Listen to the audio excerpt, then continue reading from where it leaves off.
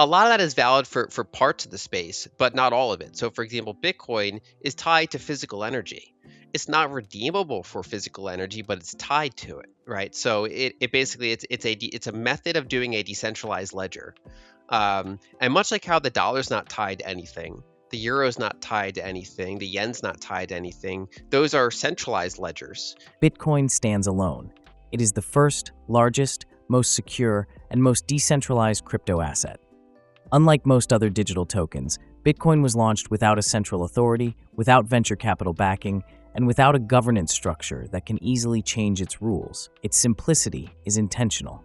Bitcoin doesn't try to do everything. It focuses on doing one thing extremely well, acting as a decentralized ledger for storing and transferring value. Alden compares Bitcoin not to a company, but to a protocol like TCP/IP or USB. These are foundational technologies that underpin the internet and hardware ecosystems. You don't own the internet protocol in a traditional sense, but if you could invest in its adoption and growth, that would resemble the investment thesis behind Bitcoin. Bitcoin's strength lies in its network effects, security, and immutability. Once a protocol reaches global scale, it becomes incredibly difficult to replace, even if competitors offer slight improvement now. Yeah, I would broaden those buckets significantly. I think there's at least three and probably more categories, depending on how further you want to break out each category. So I think Bitcoin is pretty much in its own bucket. It's the first one, it's the largest one, it's the most liquid and secure one. It's the most kind of purposely simple and decentralized one, the one that most closely looks like a digital commodity or a protocol rather than a governance system. And so I think that's pretty much in its own category. Also, had a completely different launch process than almost every other asset in the space. Then there's, I'd say, stablecoins are their own bucket.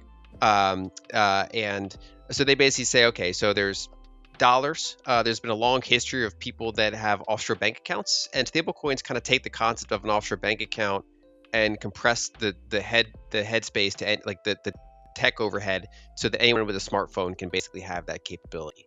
So people can have dollar accounts. Essentially, they can transact. This has obviously significant value for a lot of people outside of the United States. Sometimes in the United States for cross-border, anyone who send an international wire more than once has probably encountered some headaches with the opaque and slowness and the expense of that system. So it's basically a technological just improvement in some capacities and kind of broadens access. And that category could also be broadened a little bit more for tokenization in general. So tokenized representations of gold, tokenized representations of highly liquid stocks or other assets. It's basically just a different accounting system that is a little bit more global than, for example, an ETF wrapper and things like that. They're still centralized, but the distribution has certain capabilities that are just not really available outside of that system. So that's a pretty valid category. There is a long tail of crappier assets in the space, but that's another valid category with a different use case. Then I would say the third category is more broadly every other altcoin, but that even could be broken up, which is there are attempts at like this difference of opinion of what a blockchain can do, what some of the ideal parameters are. So there's attempts to reduce auditability to make a blockchain more private. There are attempts to increase complexity to make it more expressive in terms of programmability, so that you can have DeFi, you can have NFTs, things like that. There are some serious programmers in that space and some serious arguments put forth. I mean, you and me would be quite critical of that category. Yep. But there is a piece of substance in there, or there different kind of schools of thought there. And then kind of the fourth category would be just outright memes, things that even the creators know this is a gambling thing that's going to be bet on for a few months or a few years, and then it's going to be irrelevant. And there's really no even promise that this could be something larger. And so there's multiple buckets here of just kind of different assets that lumping them together is almost like lumping Nvidia stock with a penny stock and having an opinion on all stocks, right? So very different kind of category, like set of categories. What was the second piece? I actually talked so long about that. A lot of that is valid for parts of the space, but not all of it. So, for example, Bitcoin is tied to physical energy. It's not redeemable for physical energy, but it's tied to it, right? So it basically it's a method of doing a decentralized ledger. And much like how the dollar's not tied to anything, the euro's not tied to anything, the yen's not tied to anything, those are centralized ledgers. And after kind of the world's biggest rug pull, like a series of kind of gradual rug pulls, they're just purely fiat. They're basically backed by government authority, which is that you have to use this ledger. This is what you can pay your taxes in. This is legal tender. You have to accept it. And various capital controls, various other kind of constraints, taxes put on other competing assets. So they're kind of backed up by government authority and things like that, and they're centralized. And Bitcoin is basically it's in some ways it's like that, but instead of a centralized spreadsheet, it's a decentralized spreadsheet. So instead of backed by government authority, it's backed by cryptography and energy. So if you have the equipment, you have the energy sources, and then the distributed node network to enforce the rule set. Kind of these pieces come together to, at least for 17 years now, run a decentralized ledger. And so, and you're not just betting on the idea, you're betting on some of the properties. I think one of the closest comparisons would be that in the age of the internet, there's been a rise of protocols. So TCP/IP, simple mail transfer protocol, Ethernet, USB, so hardware protocols, software protocols, kind of like just communication standards that become very entrenched. And it's not that hard to just make a version that's slightly different. But that slight difference makes them incompatible. And so it's not that no one can invent, a comparable USB. It's that it's up against the network effect of 10 billion devices in the world having USB ports on them already. And it updates over time in a backward compatible way in many cases, so that kind of network effect updates, but remains kind of consistent. And it's very hard to go up against. And so if you could have somehow, so these are not companies, sometimes they were invented by companies, sometimes they're open source. And if you could somehow buy, if like each protocol was kind of split into a number of units, and you could kind of buy units of that protocol and kind of assess its qualities and assume that it's going to grow, or have a thesis that it's going to grow, that's comparable to Bitcoin's kind of the protocol of value transfer and value storage, on the internet and elsewhere. And so that thesis, I think that's the more steelman thesis for what people are doing when they're deciding to hold something like Bitcoin. And I just think that, again, more nuance could be applied there. Well, I mean, it touches on an aspect that is real, which is that, this administration does have a lot of kind of crypto grifts going on, things that are either like optically problematic or outright problematic in many capacities. But more broadly speaking, a point that Ben makes throughout the show is that it's primarily used for like illegal activity. In fact, at one point in the interview, he said like the first usage was illegal activity on the Silk Road. So that completely bypasses the use for WikiLeaks and for other things that predated that. It's the more, like you described earlier, he's either a critic or a cynic of the industry, and I think cynic's the right word, because I think there's a ton to be critical about, especially in the broader space, the broad crypto industry. I mean, both of us have been very critical of it. I think it has to be taken with a very critical lens, including this administration's in many ways activities in the space. A lot of that is completely valid, but where the cynical aspect comes in is to lump it all together, the inability to steelman things, and the inability to kind of do contextual comparison. And so, for example, the firm Chainalysis regularly puts out reports on how much illicit activity is happening, and you get these big nominal numbers. But then you say, okay, well, what percentage of that is like of all crypto volumes, let's say? And it ends up being a very, very small number every time. And in fact, both of course nominally, it's a much smaller number than the estimated fraud that or criminal activity that happens in the fiat system. But of course, the fiat system is far bigger. The funny thing is when you even do a percent basis, by most reasonable accounts, and there's literature on this, that there's obviously a very big band of uncertainty here. But by most estimates, even a bigger percentage of fiat is used for criminal activity than crypto. And so, I mean, in many cases, like a public ledger is the last place you want to do it.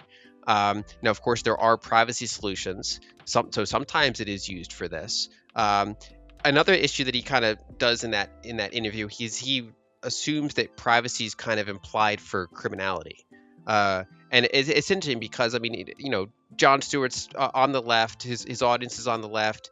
If you actually take these subjects and say, okay, globally, how many people live in very unfree, authoritarian, theocratic, dictatorial? I mean, there's across the board. It's like, should those people have alternatives? Should they have access to privacy? Should they have access to be able to transact value, even if a government disallows it? Mm-hmm. Or would Jon Stewart take the position as he did on sanctions? There, should the United States be able to surveil and control every financial transaction globally? Should we have that capability? Is it even healthy for us to have that capability?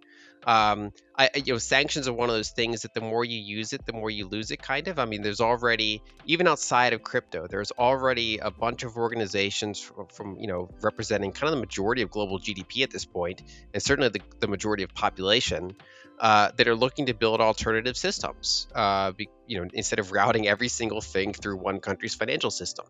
And the broader crypto space, whether it's Bitcoin, whether it's stablecoins, whether it's the million altcoins out there, that's just another piece that is available in that kind of broader tool set for various entities to make agreements that go around U.S. sanction capability. So I think on its surface, that those types of numbers will be appealing to many people because they touch on things that are accurate, that there is a lot to be critical of in the space, but then they kind of fail to distinguish.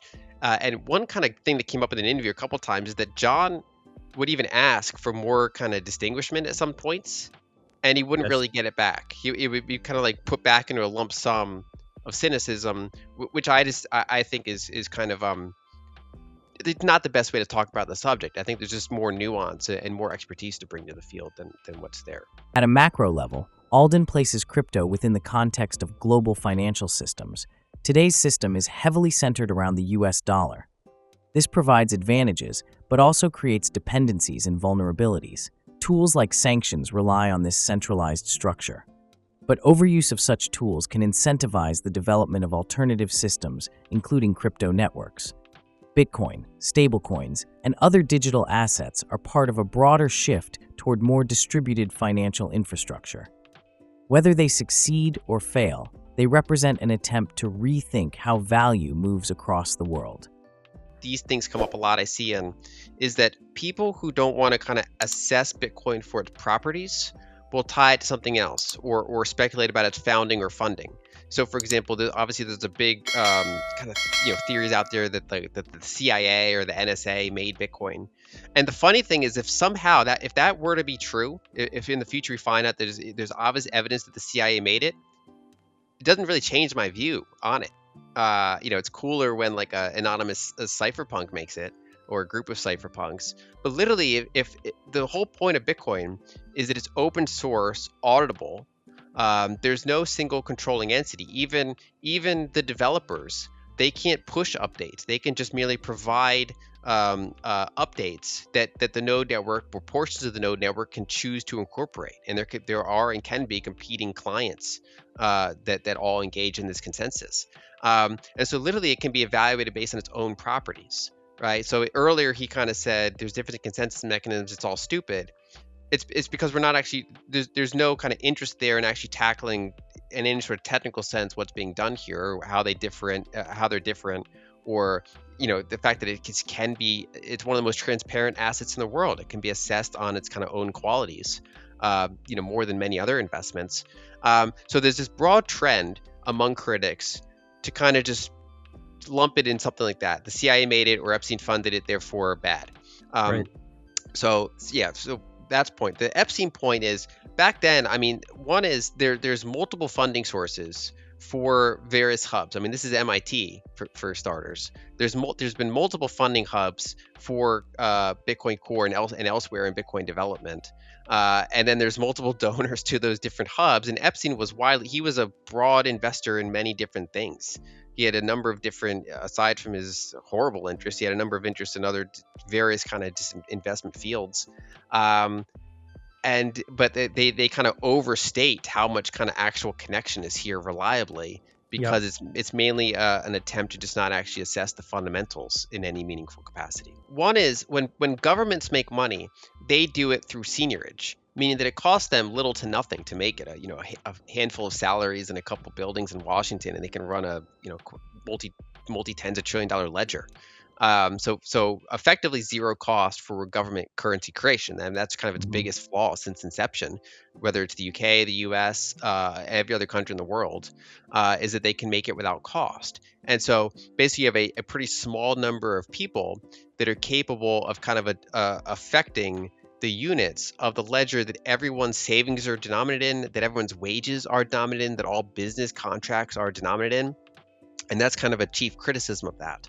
The main thing about Bitcoin is that whoever mines it, and so it is, first of all, on its face, it's been untrue that for a long history that it's been like big corporations doing it. For a long time, initially it was individuals, and then it was kind of scrappy, small little companies. Yep. And of course, as it's gotten very big, there's been a number of large corporations that have gotten involved. But then the main thing is they have to expend energy and resources on a level playing field with everyone else to mine it. And funny thing is, one of the biggest criticisms I get about Bitcoin is that the miners are unprofitable, or like a lot of the miners are profitable. So it's like you almost have you're competing. They're like, oh, Bitcoin's unsustainable because these miners are unprofitable, which gets into the whole difficulty adjustment debate and a whole rabbit hole there for how it works. But the point is, just like gold mining, gold is mined by corporations for the most part. It doesn't mean it's controlled by corporations. It's controlled by the properties that go into how you would mine gold. So one, you have to secure property rights, which takes a lot of capital. It's often in a very difficult jurisdiction. You've got to get energy and labor and expertise and equipment and like regulation approval, because it's often environmentally damaging. And you have to go in and get that gold and then refine it. And no one's really on a unequal playing field. There's no kind of central rule setter other than who has the capital, the expertise, and the willingness. And Bitcoin mining is no different, which is anyone who has an interest in mining, and there are still individuals that mine. Yep. You can buy very little mining machines, and you can mine. I've even done it. I don't currently do it. I have done it, and many people do it. So the cool thing about it is, whether you're a small company in, like, say, Kenya, you can mine it. You can be a large, publicly traded, very buttoned up corporate American company, and you can mine it. Other than bringing capital to the table, and capital's no guarantee of success here. It just means you can if you fail, you can light a bigger pool of money on fire. And if anything, it kind of favors the scrappier, smaller players in many cases.